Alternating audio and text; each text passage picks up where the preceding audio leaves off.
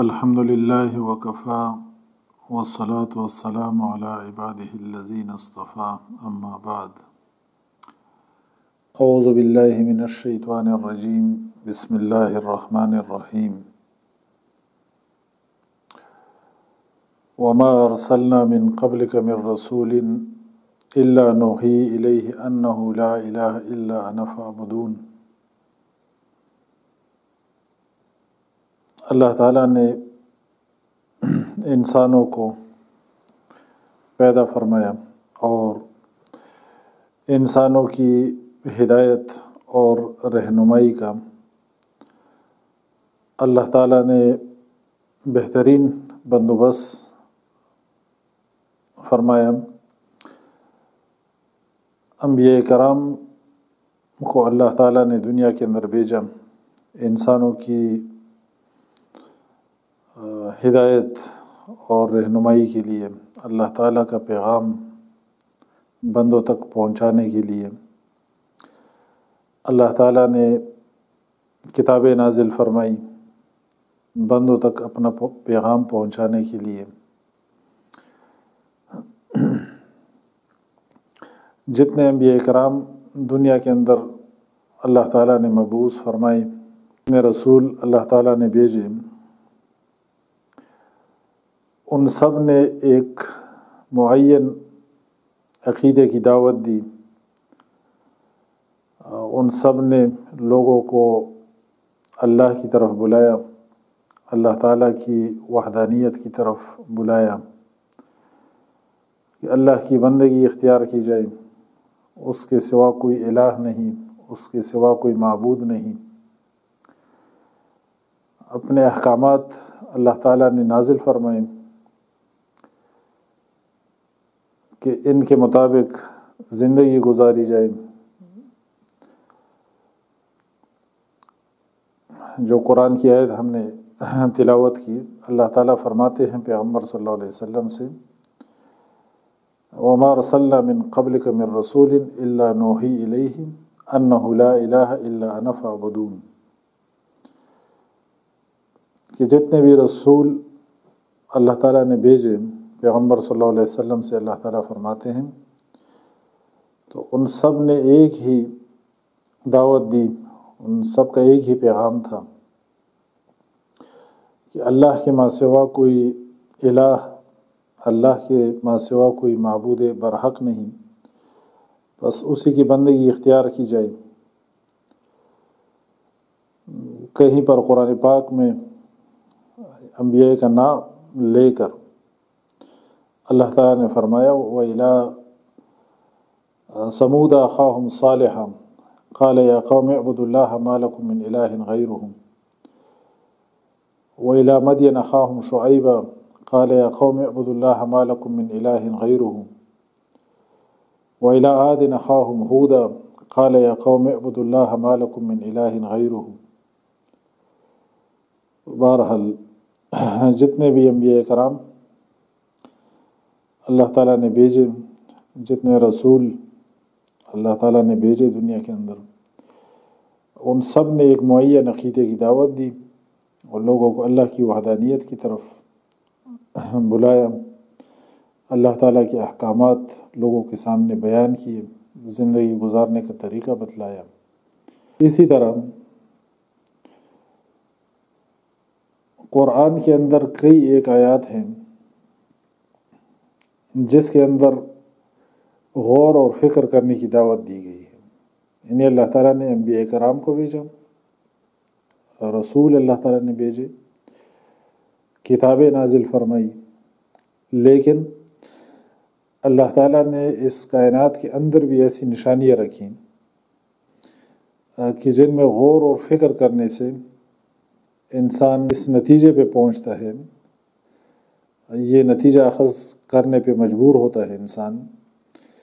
کہ یہ جو اتنا بڑا ایک وسیع نظام ہے اس کائنات کا، اور یہ انسانی جسم کو آپ دیکھیں، اس طرح یہ جتنی مخلوقات ہیں، نباتات اور جتنے حیوانات ہیں، اور ان چیزوں میں جب آپ غور فکر کرتے ہیں، دن رات کا نظام ہے، ان چیزوں میں جب آپ غور و فکر کرتے ہیں تو انسان اس نتیجے پہ پہنچتا ہے کہ یہ ساری چیزیں خود بخود نہیں، یہ ساری چیزیں اتفاق نہیں، اور یہ چیزیں ویسے ہی نہیں ہو گئی اتفاقاً، یعنی اتنے زبردست کام بھی کبھی خود ہوئے ہیں، اتنا یہ منظم سسٹم ہے، اتنا اس کے اندر بیلنس ہے۔ آپ کہکشاؤں کو دیکھیں، آپ گلیکسیز کو دیکھیں، دن رات کا سسٹم دیکھیں، اس زمین کو دیکھیں، اس کا بیلنس دیکھیں، انسان کو دیکھیں، اس کی کیمسٹری دیکھیں، اس کی فزیالوجی دیکھیں، اس کی اناٹمی دیکھیں۔ کائنات میں جس جگہ پہ آپ انگلی رکھ کے اور جس جگہ پہ آپ ریسرچ کریں اور جس جگہ کو آپ کھرے دیں تو وہاں پر آپ کو ایک رزلٹ ملتا ہے، ایک راز والی ایک بات آپ کو ملتی ہے کہ یہ چیزیں ڈیزائن ہوئی ہیں اور یہ چیزیں آرگنائزڈ ہیں، یہ بیلنسڈ ہے، اس کے پیچھے ایک محیر العقول ہستی ہے، یہ اتفاق نہیں ہے۔ قرآن پاک کے اندر فرمایا ان فی خلق السماوات والارض واختلاف اللیل والنہار لآیات لأولی الالباب، یقیناً آسمانوں اور زمین کی پیدائش میں اور رات اور دن کے بدلنے میں نشانیاں ہیں عقل والوں کے لیے۔ اسی طرح اللہ تعالیٰ نے فرمایا وفی الارض آیات للموقنین، سورۃ الذاریات میں اللہ تعالیٰ فرماتے ہیں وفی الارض آیات للموقنین، زمین کے اندر نشانیاں اس نے رکھی ہیں، زمین کے اندر نشانیاں ہیں یقین والوں کے لیے۔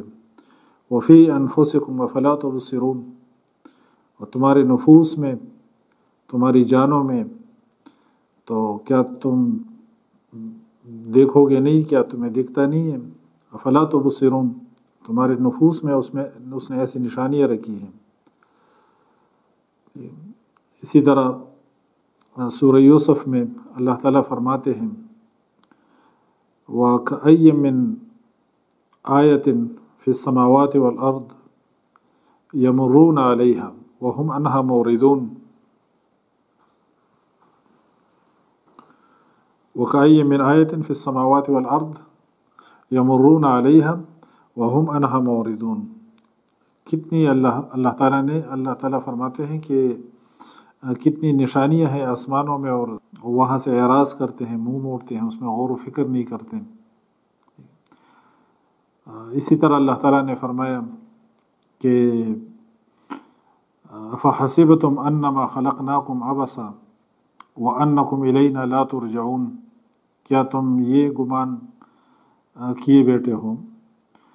کہ ہم نے تمہیں عبث پیدا کیا، تم بیکار میں پیدا کیے گئے ہو، اور یہ کہ تم نے واپس لوٹ کے نہیں آنا اللہ کی طرف، جو نا تم کو واپس نہیں لوٹنا، کیا تم یہ گمان کیے بیٹھے ہو۔ اسی طرح سورہ دخان میں اللہ فرماتے ہیں وما خلقنا السماوات والارض وما بینہما لاعبین، اللہ فرماتے ہیں کہ ہم نے آسمانوں اور زمین کو کھیل میں جو ہے نا پیدا نہیں کیا، یہ کھیل کود نہیں ہے، تماشا نہیں ہے۔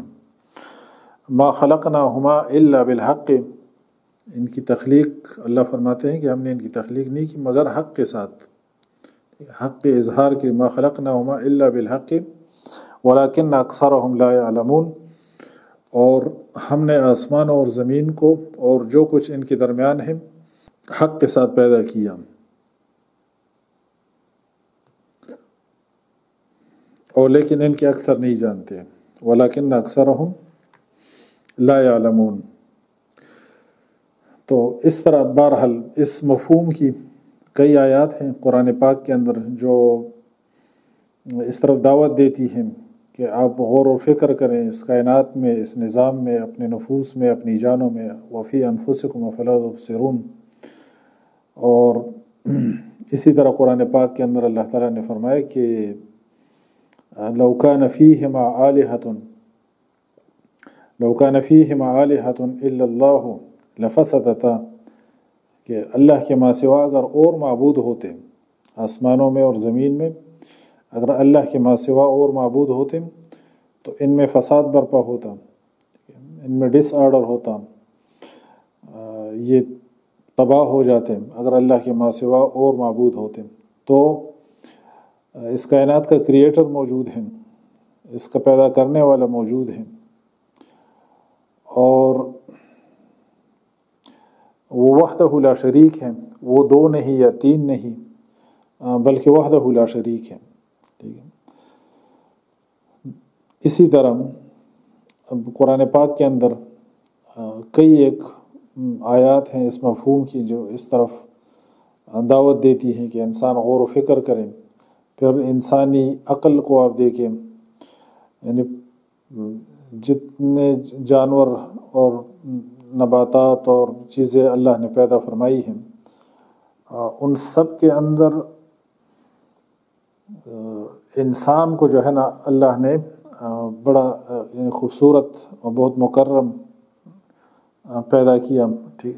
اللہ فرماتے ہیں قرآن پاک کے اندر کہ وَلَقَدْ كَرَّمْنَا بَنِي آدم،